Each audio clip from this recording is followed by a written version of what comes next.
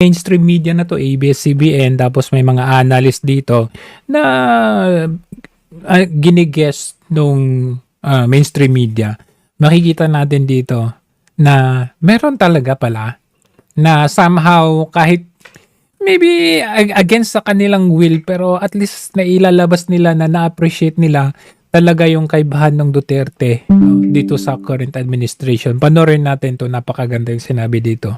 Our country is corruption, and a lot of investors are saying, why should we invest in the Philippines when it is graft-ridden and it is a lot of issues on corruption? Who is doing a better job, April, in terms of combating and fighting corruption?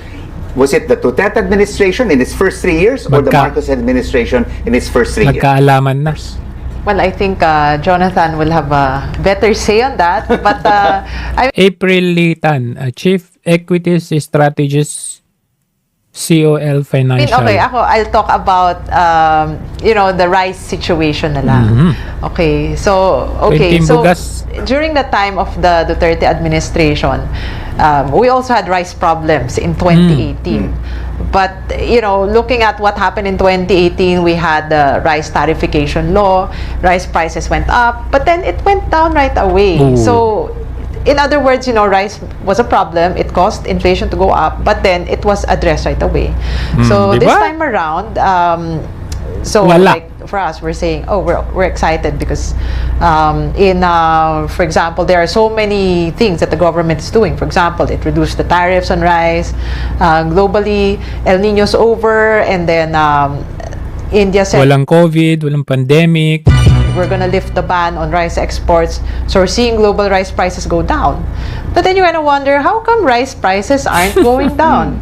So, in that respect, I would say that, if corruption was the answer to, the reason why rice prices aren't going down, then in that respect, I could say Duterte did a better job. Yeah. But then maybe Jonas can, say something else. Nako, patay tayo dyan. I think during Duterte's time, there was a sense of, I think they had the right focus, especially on the taxation side.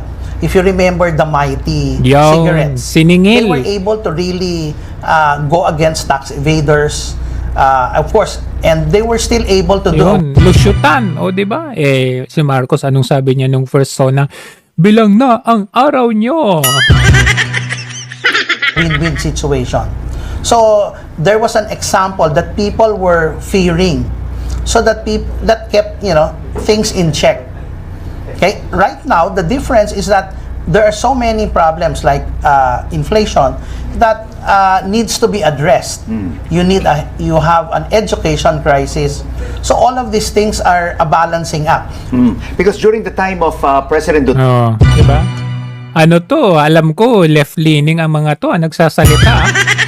Pero yan yung mga sinasabi nila. he established the Presidential Anti-Corruption Commission. PACC na tinanggal ngayon ni Marcos Jr. In 2017, and also signed the Ease of Doing Business Act. During the time of Marcos Jr., in his first 3 years, he has focused basically on strengthening institutions and improving governance through digitalization and transparency. Digitalization, transparency? Seriously? Nagjo-joke ba kayo? As in, walang-wala yan. Wala. Digitalization? Both administrations have done their part to fight corruption. But is it working? April? Well, from the rice example, seems like it's not. Why is it not working? It's embedded in the system. You have to understand, any new administration, if you were president of the Philippines, you only control or appoint 6,740 people. And those that you'll appoint will only be there for 6 years. The people who are there in the system, for them to be kicked out, you need to get the Civil Service Commission and all of these things. So we need to fix the system. Let's talk about inflation. Ayan. So nakita natin the difference talaga makikita kahit nasa kabila, kahit nasa kabila yung mga nagsasalita, nakikita pa rin nila yung at na-appreciate yung panahon ni Tatay Digong. Yun lamang ho.